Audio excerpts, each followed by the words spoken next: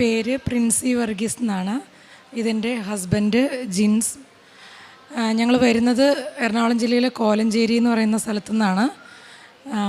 ഞാനൊരു നേഴ്സാണ്. ഞാൻ ഇസ്രയേലിൽ ജോലി ചെയ്തുകൊണ്ടിരിക്കുകയായിരുന്നു. ഞാൻ അവിടെ ഒരു 13 വർഷമാകുന്നു ഈ മാസം ജോലി ചെയ്ത് തുടങ്ങിയിട്ട്. ഞാൻ എൻ്റെ മകൾക്ക് 1.25 വയസ്സുള്ളപ്പോൾ ഇസ്രയേലിലേക്ക് പോയതാണ്. എൻ്റെ ഭർത്താവും മകളും വീട്ടിലുണ്ട്. ഞാൻ അവിടെ ഒറ്റയ്ക്കാണ്. അപ്പോൾ ഒരു 2-3 വർഷമായിട്ട് ഞാനിങ്ങനെ വിചാരിക്കുന്നു, എനിക്ക് മാതാവിന് സ്തോത്രം പറയുന്നു, ഈ അൾത്താരയിൽ വന്ന് ഇങ്ങനെ സാക്ഷ്യം പറയാനായിട്ട് ദൈവം എനിക്ക് അനുഗ്രഹം തന്നതിൽ ഞാൻ എത്രമാത്രം സന്തോഷിക്കുന്നു എന്ന് എനിക്ക് പറഞ്ഞറിയിക്കാൻ പറ്റില്ല. എനിക്കിങ്ങനെ വന്ന് നിൽക്കാൻ പറ്റിയതിൽ മാതാവിനും ഈശോയ്ക്കും 1000 സ്തുതി. ഞാൻ എൻ്റെ രണ്ടാമത്തെ മകൻ ജെറോൺ ജിൻസ്, അവനുണ്ടായത് ഇസ്രയേലിലാണ്. അവൻ ടെലവീവിലാണ് ഉണ്ടായത്. അവനിപ്പോൾ 2.5 വയസ്സുണ്ട്. അവനുണ്ടായി കഴിഞ്ഞപ്പോൾ 3.5 മാസം കഴിഞ്ഞ് കഴിയുമ്പോൾ അവനെ നാട്ടിലേക്ക് കൊണ്ടുവരണമായിരുന്നു ഇസ്രയേലിൻ്റെ നിയമപ്രകാരം. കാരണം നമ്മൾ 3.5 മാസത്തിൽ കൂടുതൽ അവിടെ ഉണ്ടായ കൊച്ചിനെ നിർത്താൻ പറ്റത്തില്ല. ജൂയിഷ് ആയിട്ടുള്ള ആളുകൾക്ക് മാത്രമേ അവിടെ സിറ്റിസൺഷിപ്പ് കൊടുക്കുകയുള്ളൂ. അപ്പോൾ എനിക്ക് മനസ്സിന് ഭയങ്കര വിഷമമായിരുന്നു. ദൈവമേ, ഞാൻ ഇത്രയും നാൾ എൻ്റെ മൂത്ത മകളെ എനിക്ക് വളർത്താൻ കഴിഞ്ഞില്ല. അപ്പോൾ എനിക്ക് ഒരു മകനുകൂടി ഉണ്ടായപ്പോൾ അവനെനിക്ക് എൻ്റെ ഒപ്പം നിർത്താൻ പറ്റുന്നില്ലല്ലോ. എൻ്റെ 2 കുട്ടികളെയും ഞാൻ മാറ്റി നിർത്തണമല്ലോ എന്നോർത്ത് ഞാൻ വിഷമിച്ചിരുന്നു. അത് കഴിഞ്ഞപ്പോൾ എൻ്റെ മനസ്സിൽ എനിക്ക് എങ്ങനെയെങ്കിലും വേറൊരു രാജ്യത്തേക്ക്, കുറച്ചുകൂടി നല്ലൊരു രാജ്യത്തേക്ക് എൻ്റെ കുടുംബമായിട്ട് പോകണം. അതെൻ്റെ മനസ്സിൽ അങ്ങനെ ഒരു ആഗ്രഹം കടന്നുകൂടി. എൻ്റെ സുഹൃത്തായ അനിത ഓസ്ട്രേലിയയിലുണ്ട്. അനിത എന്നോട് പറഞ്ഞു, നീ ഒന്ന് PT എക്സാം എഴുത്.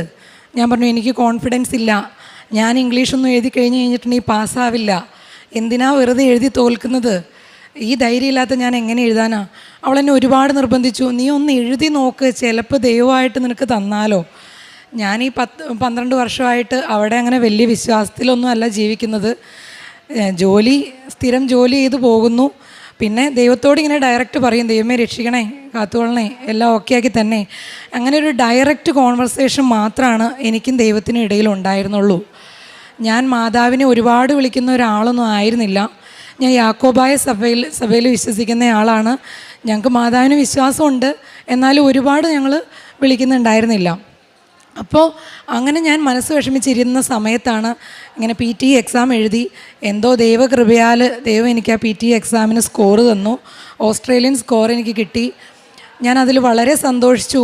എനിക്ക് നല്ല കഴിവൊക്കെ ഉണ്ട്, എനിക്ക് ഇംഗ്ലീഷൊക്കെ അപ്പോൾ അറിയാം, ഇതിൽ ഇത്തിരി നേരത്തെ എഴുതാമായിരുന്നു എന്നൊക്കെ വിചാരിച്ചു. അങ്ങനെ വിചാരിച്ച് ഞാനൊരു ഇതിന് മുന്നോട്ട് ശ്രമിക്കുകയാണ്. അപ്പോൾ ഓസ്ട്രേലിയയുടെ ഇതിന് വേണ്ടിയിട്ട് ഞാൻ ഏജൻസികളൊക്കെ നോക്കി. വയസ്സ് 39 ആവാൻ പോകുന്നു.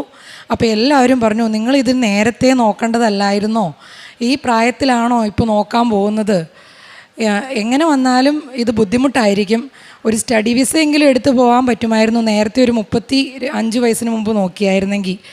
അപ്പം ഞാൻ വിചാരിച്ചു എൻ്റെ ആ ഒരു ആഗ്രഹവും തീർന്നു.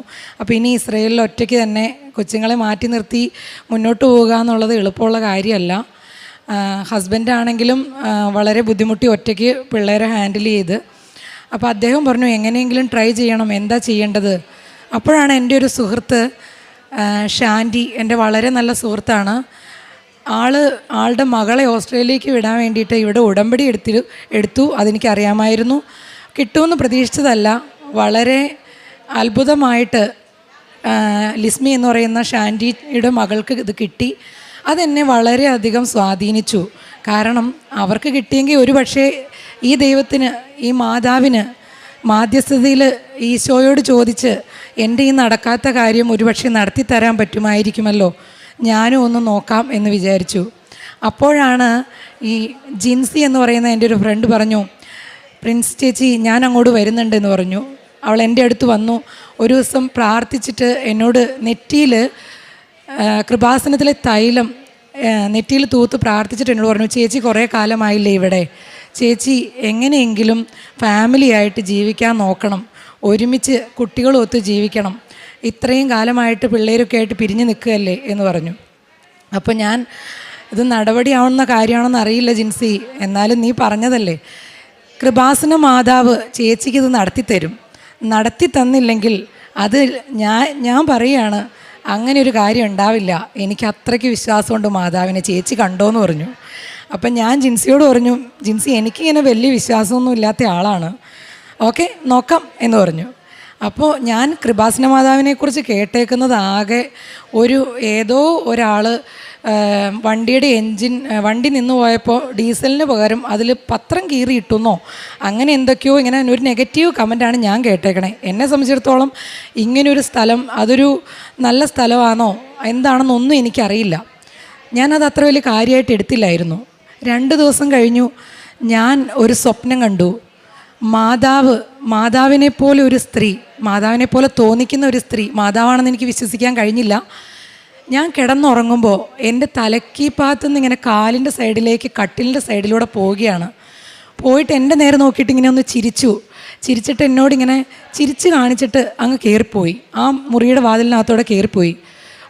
ആ സെയിം ടൈമിൽ തന്നെ ഞാൻ കാണുന്നത് എൻ്റെ ചാച്ചൻ്റെ അപ്പൻ, അതായത് എൻ്റെ അപ്പച്ചൻ, ഒരു വർഷങ്ങൾക്ക് മുമ്പ് മരിച്ചുപോയ ആളാണ്, ഞാൻ കണ്ടിട്ടില്ല. എൻ്റെ അപ്പച്ചൻ എന്നോട് പറയുകയാണ്, പ്രിൻസി എല്ലാം ശരിയാകുമെന്ന്. അപ്പം ഞാൻ വിചാരിച്ചു, അപ്പച്ചൻ എന്നോട് എല്ലാം ശരിയാകുമെന്ന് പറയണമെന്നുണ്ടെങ്കിൽ അവിടെ എന്തോ ഉണ്ടല്ലോ, അപ്പോൾ അത് മാതാവ് തന്നെയാണ്. എനിക്ക് വിശ്വസിക്കാൻ കഴിഞ്ഞില്ല. ഞാൻ 2 ദിവസം ഇത് ആരോടും പറഞ്ഞില്ല, എൻ്റെ ഹസ്ബൻഡിനോടും പറഞ്ഞില്ല, വീട്ടിൽ ആരോടും പറഞ്ഞില്ല. അത് കഴിഞ്ഞപ്പോൾ എനിക്കിതിങ്ങനെ ചിന്തിച്ച് അടക്കി വെക്കാൻ പറ്റുന്നില്ല. അപ്പോൾ ഞാൻ ജിൻസീനെ വിളിച്ചു, ജിൻസി ഞാനൊരു സ്വപ്നം കണ്ടു, ഇങ്ങനെ ഒരു സ്ത്രീ, മാതാവിനെ പോലെ തോന്നിക്കുന്ന ഒരു സ്ത്രീ എൻ്റെ അടുത്തുകൂടെ ഇങ്ങനെ പോയി. ഞാനിങ്ങനെ അപ്പച്ചനെ സ്വപ്നം കണ്ടു, അപ്പച്ചൻ എന്നോട് എല്ലാം ശരിയാവുമെന്ന് പറഞ്ഞു. വർഷങ്ങളായിട്ട് പിണങ്ങി നിൽക്കുന്ന അപ്പച്ചനാണെന്ന് എനിക്കറിയാം. ആ പിണക്കത്തിൻ്റെ കാരണം ഞാൻ നിങ്ങളോട് പറയാം. ഞാനിത് പറഞ്ഞു കഴിഞ്ഞപ്പോൾ ജിൻസി എന്നോട് പറഞ്ഞു, ചേച്ചി ഇത് മാതാവാണ്, ചേച്ചി വിചാരിക്കുന്ന കാര്യം മാതാവ് നടത്തിത്തരും, ഒന്ന് ട്രൈ ചെയ്ത് നോക്ക്. ചേച്ചി ഈ കൊല്ലം ഇവിടെ നിന്ന് പോകും, കുടുംബമായിട്ട് എങ്ങോടെങ്കിലും പോകും, കണ്ടോ എന്ന് പറഞ്ഞു. ജിൻസിയുടെ ആ വിശ്വാസം കണ്ടു കഴിഞ്ഞപ്പോൾ എനിക്ക് ശരിക്കും പറഞ്ഞു കഴിഞ്ഞാൽ അത്ഭുതം തോന്നി. അതുപോലെ തന്നെ ഇതിലെന്തോ ഉണ്ടല്ലോ എന്നുള്ള ഒരു ഉറപ്പും തോന്നി. അത് കഴിഞ്ഞിട്ട് ഞാൻ പിന്നെ ഈ ഉടമ്പടിയുടെ കാര്യങ്ങളൊക്കെ ജിൻസിയോട് ചോദിച്ച് മനസ്സിലാക്കി. അതുപോലെ തന്നെ എൻ്റെ ഫ്രണ്ട് ഷാൻഡിയുടെ കാര്യം ഞാൻ പറഞ്ഞല്ലോ, ഷാൻഡിയോടും ചോദിച്ചു, ഇങ്ങനെ കാര്യങ്ങളെല്ലാം മനസ്സിലാക്കി എന്ത് ചെയ്യണം എന്നൊക്കെ. ഞാൻ എന്നിട്ട് ഓൺലൈനായിട്ട് ഉടമ്പടി എടുത്തു.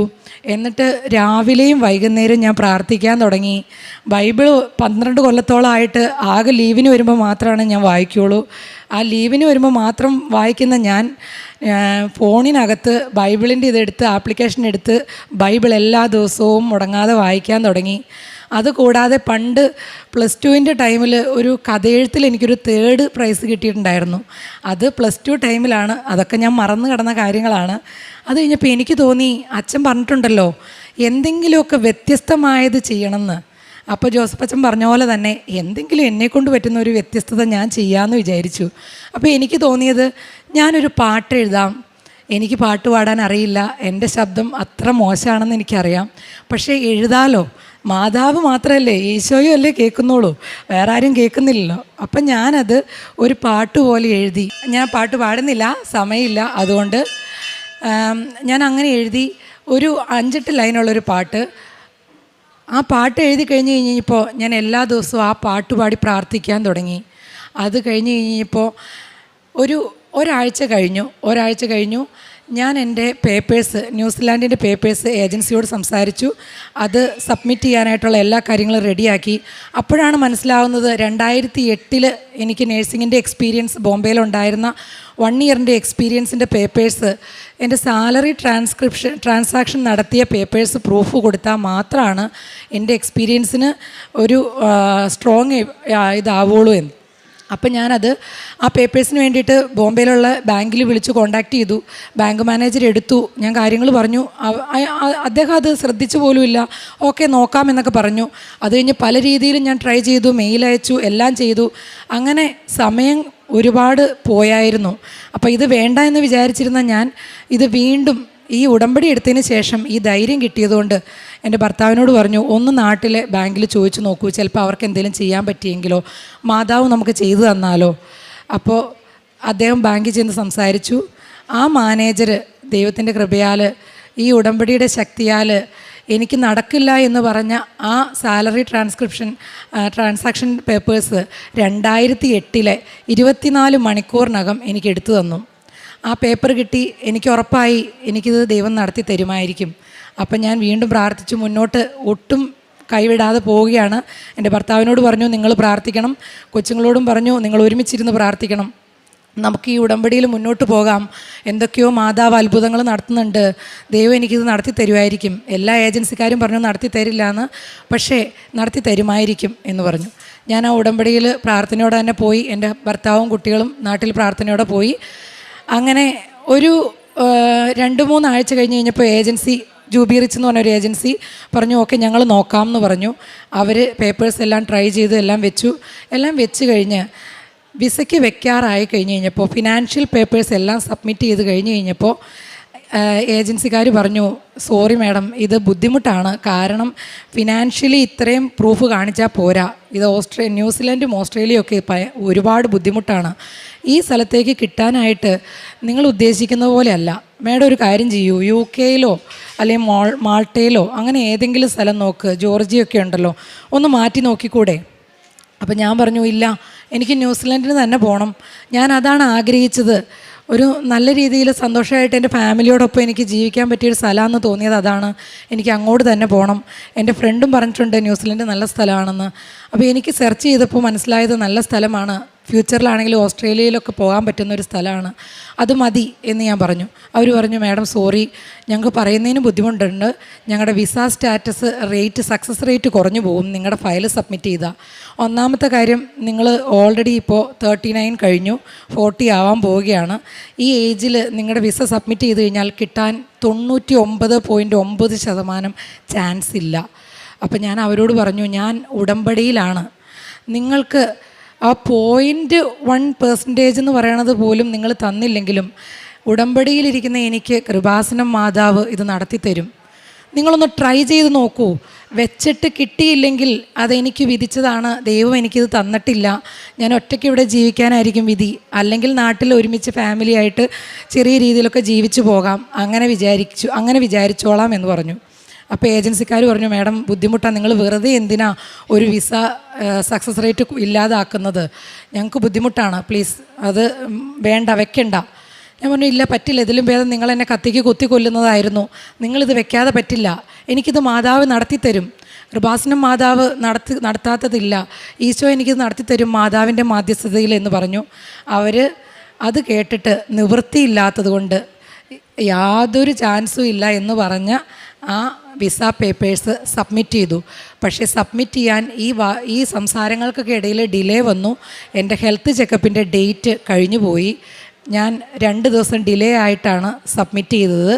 സാധാരണ ഹെൽത്ത് ചെക്കപ്പിൻ്റെ ഡേറ്റ് കഴിഞ്ഞ് നമ്മൾ സബ്മിറ്റ് ചെയ്ത് കഴിഞ്ഞാൽ, ഒന്നാമത്തെ കാര്യം അവർ റിജക്റ്റ് ചെയ്യാൻ ചാൻസ് കൂടുതലുണ്ട്. രണ്ടാമത്തെ കാര്യം, എങ്ങാനും അവർ അബദ്ധത്തിൽ അക്സെപ്റ്റ് ചെയ്താൽ തന്നെ നമ്മളോട് 2ാമത് ഹെൽത്ത് ചെക്കപ്പ് ചെയ്യാൻ പറയും.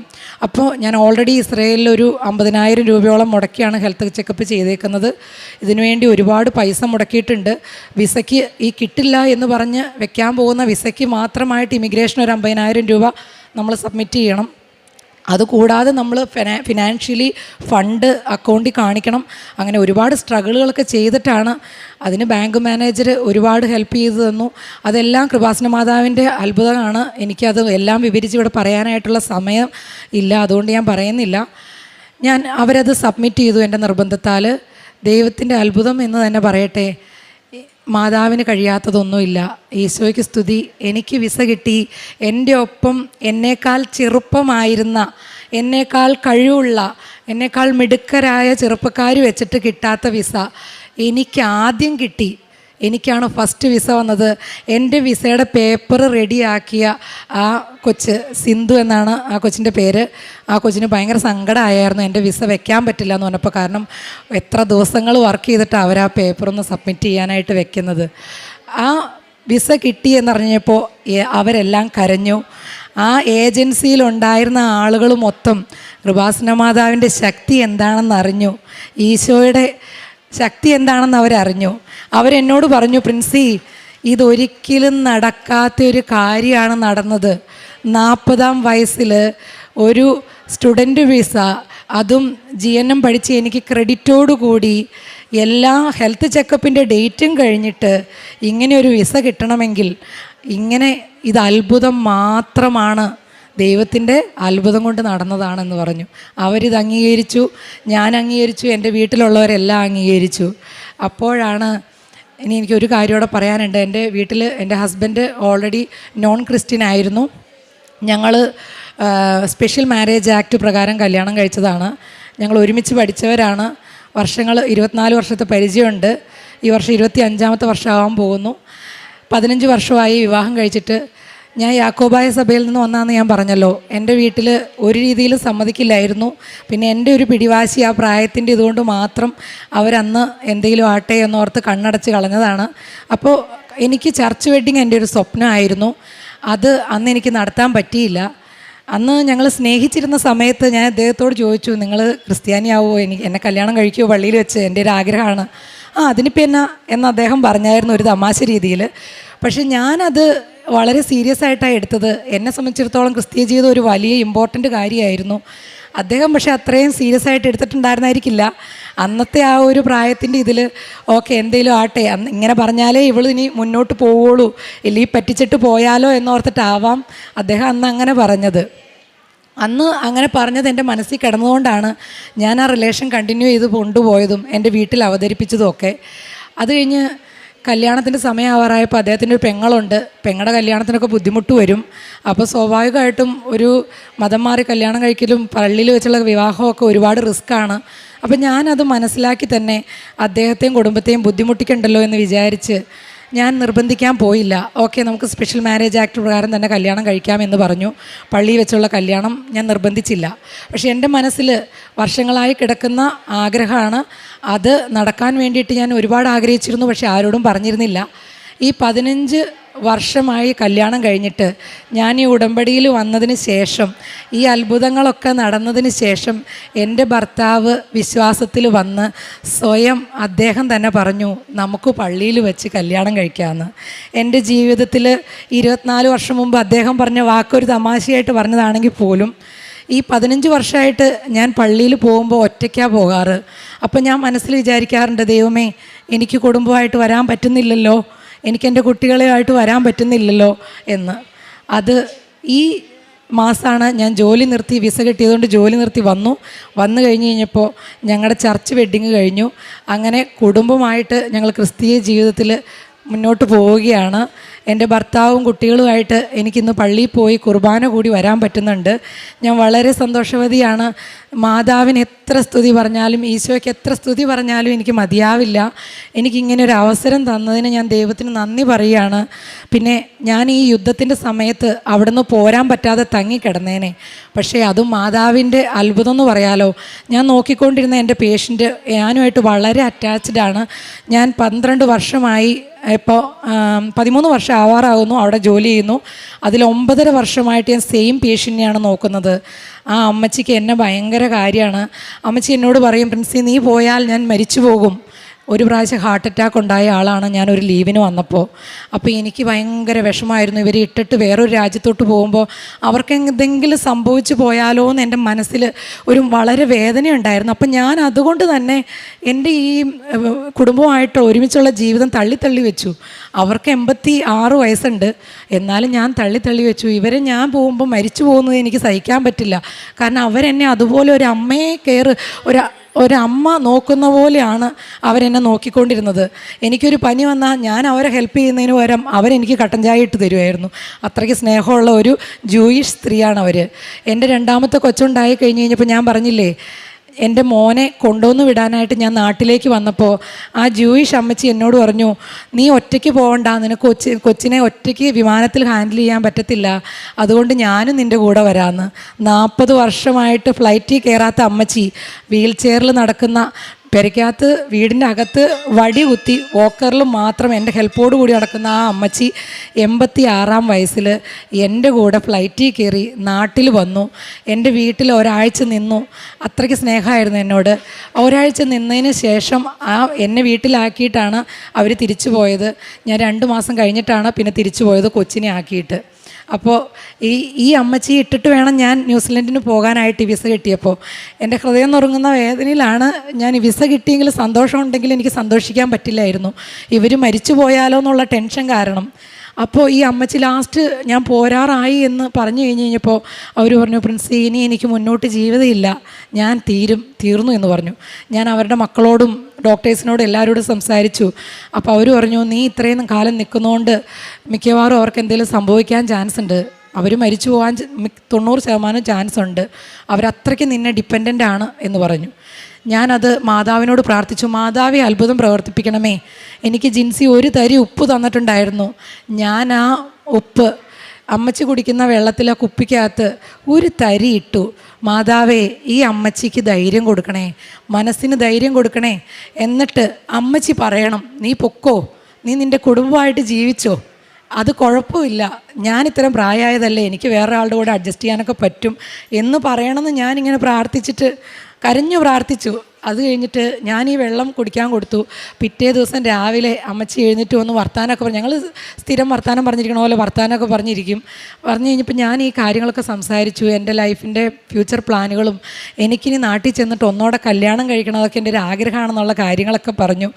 അപ്പോൾ അമ്മച്ചി പറഞ്ഞു, നീ പൊക്കോ, ഞാൻ വേറൊരാളെ വെച്ച് അഡ്ജസ്റ്റ് ചെയ്തോളാം, എനിക്ക് കുഴപ്പമില്ല, നീ പേടിക്കണ്ട, നീ ധൈര്യമായിട്ടിരുന്നോ, നിന്നെപ്പോലെ ആവില്ല വേറൊരാളും, പക്ഷേ നിനക്കൊരു നല്ല ലൈഫുണ്ട്, ഞാനത് കാണണ്ടേ, ഞാൻ ഇത്രയും സെൽഫിഷ് ആവാൻ പാടില്ലല്ലോ, അതുകൊണ്ട് നീ ധൈര്യമായിട്ട് പൊക്കോ, നമുക്ക് പകരം ഒരാളെ നോക്കാമെന്ന് പറഞ്ഞു. അങ്ങനെ ദൈവത്തിൻ്റെ കൃപയാൽ ഞാൻ പ്രാർത്ഥിച്ചു, മാതാവേ ഈ അമ്മച്ചിക്ക് എന്നെക്കാ നന്നായിട്ട് ആ അമ്മച്ചീനെ നോക്കുന്ന ഒരാളെ കിട്ടണേ, എന്നാൽ മാത്രമേ എനിക്ക് സന്തോഷത്തോടെ ഇവിടുന്ന് പോകാൻ പറ്റത്തുള്ളൂ. ഞാൻ പ്രാർത്ഥിച്ച് ഞാൻ റിസൈൻ ലെറ്റർ കൊടുത്ത് 4ാമത്തെ ദിവസം എൻ്റെ ഫാമിലി തന്നെ പറയാണ്, ഒരു സ്റ്റാഫുണ്ട്, നമുക്കൊന്ന് ഇൻ്റർവ്യൂ ചെയ്ത് നോക്കാം എങ്ങനെയുണ്ടെന്ന്, നിനക്ക് ഇഷ്ടമാവുകയാണെന്നുണ്ടെങ്കിൽ നമുക്ക് കൺഫേം ചെയ്യാമെന്ന് പറഞ്ഞു.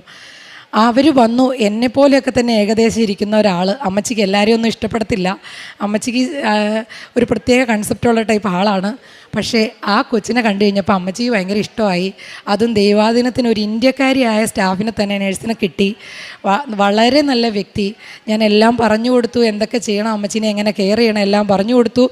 അതുപോലെ തന്നെ കറക്റ്റായിട്ട് ചെയ്യുന്ന ഒരാളെ ദൈവം എനിക്ക് തന്നു.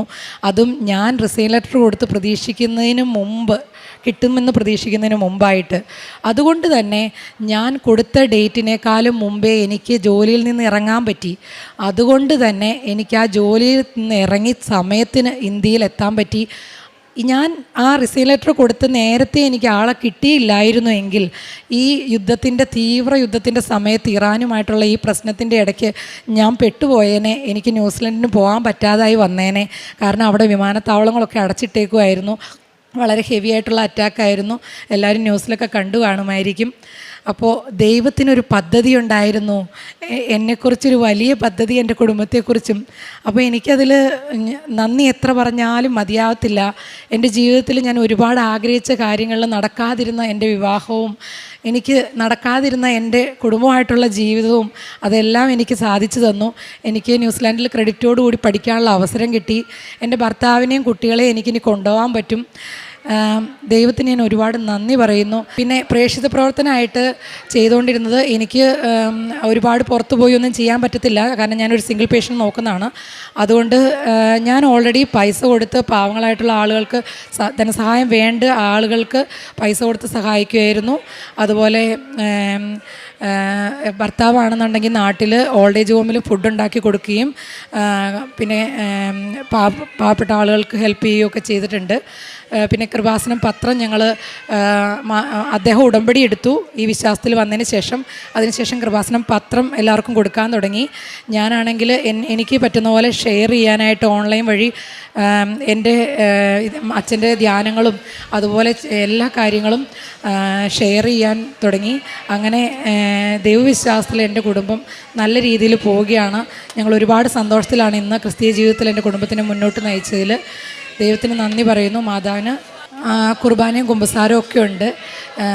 എല്ലാ രീതിയിലും ക്രിസ്തീയ ജീവിതത്തിലാണ് ഞങ്ങളിപ്പോൾ പോകുന്നത്.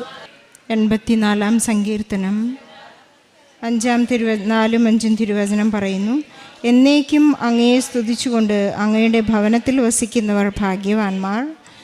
അങ്ങയിൽ ശക്തി കണ്ടെത്തിയവർ ഭാഗ്യവാന്മാർ. അവരുടെ ഹൃദയത്തിൽ സിയോനിലേക്കുള്ള രാജവീഥികളുണ്ട്. പരിശുദ്ധ അമ്മയിലൂടെ മാധ്യസ്ഥതയിലൂടെ ഈശോയുമായി ഉടമ്പടി ചെയ്ത 2 പേരാണ് പ്രിൻസിയും ജെൻസും. ഇന്ന് നമ്മോട് അവരുടെ പ്രത്യക്ഷീകരണ സാക്ഷ്യം പങ്കുവച്ചത്. ജീവിതത്തിലുടനീളം പരിശുദ്ധ അമ്മ വളരെ മുൻപ് തന്നെ പ്രിൻസിയെ പരിപാലിച്ചിരുന്നു എന്ന് ഈ സാക്ഷ്യത്തിലൂടെ നമുക്ക് വ്യക്തമാക്കാം. അവരെ കൂട്ടിയോജിപ്പിക്കുകയും വലിയ വിവാഹമെന്ന കൂദാശയിൽ മറ്റാർക്കും ഒഴിച്ച് അകറ്റാനാവാത്ത ഒരു നല്ല ദൈവസ്നേഹത്തിൽ അവരെ കൂട്ടിയുറപ്പിച്ചു എന്നാണ് ഈ സാക്ഷ്യത്തിലൂടെ നമുക്ക് മനസ്സിലാകുന്നത്. പലരും ഇപ്പോൾ ഈ ദിവസങ്ങളിലുള്ള സാക്ഷ്യങ്ങളിലെല്ലാം നമുക്ക് മനസ്സിലാകും, 20 പേര് സാക്ഷ്യം പറഞ്ഞിട്ടുണ്ടെങ്കിൽ അതിൽ 2 പേരെങ്കിലും എപ്പോഴും ട്രോളിനെ കുറിച്ച് അറിഞ്ഞു വന്ന് സാക്ഷ്യങ്ങൾ പറയുന്നവരാണ്. പിന്നെ അവരുടെ സാക്ഷ്യങ്ങളാണ് വളരെ ശക്തമായിട്ടുള്ളതെന്ന് നമുക്ക് മനസ്സിലാക്കാം.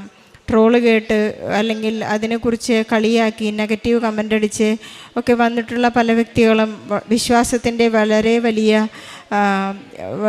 ശക്തമായ സാക്ഷ്യങ്ങളാണ് ഈ പരിശുദ്ധ അമ്മ പ്രത്യക്ഷപ്പെട്ട ഈ അൾത്താരയിൽ പറയുന്നത്, സാക്ഷ്യപ്പെടുത്തുന്നത്.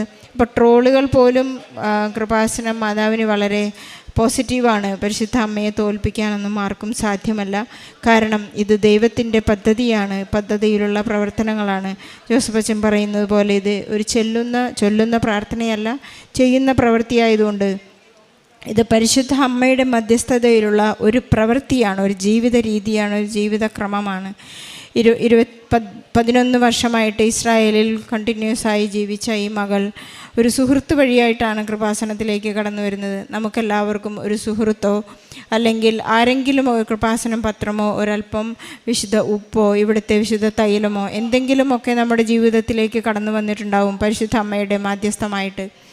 അങ്ങനെ ഈ മകൾ വളർന്ന് വളരെ അമ്മയുടെ വലിയ ഒരു സ്നേഹത്തിൻ്റെ പാത്രമായി തീർന്നു. പരിശുദ്ധ അമ്മയെക്കുറിച്ചുള്ള ഒരു ടൈറ്റിലാണ് ലുത്തിനെ, സ്നേഹത്തിൻ്റെ പാത്രമേ.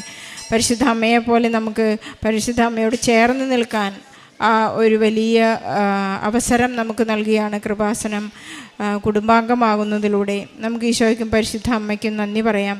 നാം ഉടമ്പടി എടുത്തു കഴിയുമ്പോൾ നമ്മുടെ എല്ലാ മൈന്യൂട്ട് കാര്യങ്ങളും, വർഷങ്ങളായിട്ട് നമുക്ക് നഷ്ടപ്പെട്ട ഡോക്യുമെൻറ്റുകളെല്ലാം നമുക്ക് തിരിച്ചു കിട്ടുന്നു. 2008 ഈ സഹോദരിക്ക് നഷ്ടപ്പെട്ട ഒരു ബാങ്ക് ട്രാൻസാക്ഷൻ 24 മണിക്കൂറിനുള്ളിലാണ് സമയച്ചുരുക്കത്തിൻ്റെ അമ്മ ഈ സഹോദരിക്ക് പ്രാപിച്ചു കൊടുത്തതെന്ന് പറയുന്നു. പരിശുദ്ധ അമ്മയുടെ മധ്യസ്ഥതയിൽ കാനായിലെ കല്യാണ വിരുന്നിൽ 6 ഭരണി വീഞ്ഞുണ്ടാക്കാൻ ഒരൊറ്റ നിമിഷമേ ഉണ്ടായുള്ളൂ. ദൈവനാമം മഹത്വപ്പെടട്ടെ എന്ന് അവൻ പറയുന്നത് പോലെ ചെയ്യുക എന്ന് പരിശുദ്ധ അമ്മ പറയുന്ന സമയം കൊണ്ട് ഒരു വിവാഹ വിരുന്നിൻ്റെ മാനക്കേട്, അപമാനം നീക്കിക്കളഞ്ഞ പരിശുദ്ധ അമ്മയാണ് നമ്മുടെ ഏറ്റവും വലിയ തുണയായിട്ടുള്ളത്. അതുപോലെ തന്നെ നാം കാരുണ്യ പ്രവൃത്തികളൊക്കെ ചെയ്യുമ്പോൾ കരുണ കലരുന്നുണ്ടോ എന്നാണ് നമുക്കെപ്പോഴും ചിന്തിച്ചു നോക്കേണ്ടത്. നമുക്ക് നമ്മുടെ കാരുണ്യ പ്രവൃത്തികളുടെയും പ്രേക്ഷിത പ്രവർത്തനങ്ങളുടെയും മാറ്റുരയ്ക്കേണ്ട സമയമാണിത്. ഞാൻ ഈശോയെ മറ്റുള്ളവർക്ക് കൊടുക്കുന്നുണ്ടോ? ഞാൻ എന്തുമാത്രം ഈശോയെ സ്വീകരിച്ചു അത്രമാത്രം എനിക്ക് ഈശോയെ കൊടുക്കാൻ സാധിക്കുന്നുണ്ടോ എന്നുള്ളത് നാം ചിന്തിച്ചു നോക്കേണ്ട മാറ്റുരച്ച് നോക്കേണ്ട ഒരു സംഗതിയാണ്. അതുപോലെ തന്നെ ഈ സഹോദരി പറയുകയുണ്ടായി, ഞങ്ങളുടെ ഓരോ കാര്യങ്ങളും നടക്കുന്നു മറ്റുള്ളവരെ പറഞ്ഞ് മനസ്സിലാക്കുന്നതിലും ഈ സഹോദരി ജോലി ചെയ്തിരുന്ന സ്ഥലത്ത് ഓൾഡ് ലേഡിയെ നോക്കിക്കൊണ്ടിരുന്ന സമയങ്ങളിൽ അവരെ മറ്റൊരാൾക്ക് ഏൽപ്പിച്ചു കൊടുക്കുമ്പോൾ ഉണ്ടാകുന്ന ആ വലിയ ഒരു അനുഭവം, അത് തൻ്റെ ഒരു ഡ്യൂട്ടിയേക്കാൾ ഉപരിയായി അതൊരു കാരുണ്യ പ്രവൃത്തിയായി ഏറ്റെടുത്ത് പരിശുദ്ധ അമ്മയിലൂടെ നമുക്ക് ലഭിക്കുന്ന ഒരു സ്നേഹമാണ്. സ്നേഹമാണ് എല്ലാത്തിനും ഉത്തരം. നമുക്ക് പരിശുദ്ധ അമ്മയ്ക്കും ഈശോയ്ക്കും നന്ദി പറയാം. നമ്മുടെ ജീവിതങ്ങളെയെല്ലാം നമുക്ക് പരിശുദ്ധ അമ്മയുടെ കയ്യിലേക്ക് കൊടുക്കാം. നാം ഉടമ്പടിയിലായിരിക്കുമ്പോൾ പരിശുദ്ധ അമ്മയുടെ ഉറപ്പാണ് ഈശോ നമുക്ക് നൽകുന്നത്. പരിശുദ്ധ അമ്മയെ സ്നേഹിക്കുവാനും തൻ്റെ അമ്മയെ സ്നേഹിക്കാനാണ് എപ്പോഴും ഈശോ നമ്മോട് പറയുന്നത്. കുരിശിനടിയിൽ നിൽക്കുന്ന അമ്മയെയും യോഹന്നാനെയും കണ്ട് ഈശോ കുരിശിൽ കിടന്ന ലാസ്റ്റ് മൊമെൻറ്റിൽ പറഞ്ഞൊരു കാര്യം ഇതാണ്: സ്ത്രീയെ, ഇതാ നിൻ്റെ മകൻ, മകനെ, ഇതാ നിൻ്റെ അമ്മ. നമുക്ക് നൽകിയിരിക്കുന്ന അമ്മയെ നമുക്ക് സ്നേഹപൂർവ്വം ആശ്ലേഷിക്കാം, ഈശോയോട് കൂടിയായിരിക്കാം. പ്രിൻസിയുടെയും ജെൻസിൻ്റെയും മനോഹരമായ സാക്ഷ്യത്തിന് പരിശുദ്ധ അമ്മയ്ക്ക് ഈശോയ്ക്ക് നല്ലൊരു കൈയടി നൽകി നമുക്ക് സാക്ഷ്യം സമർപ്പിക്കാം.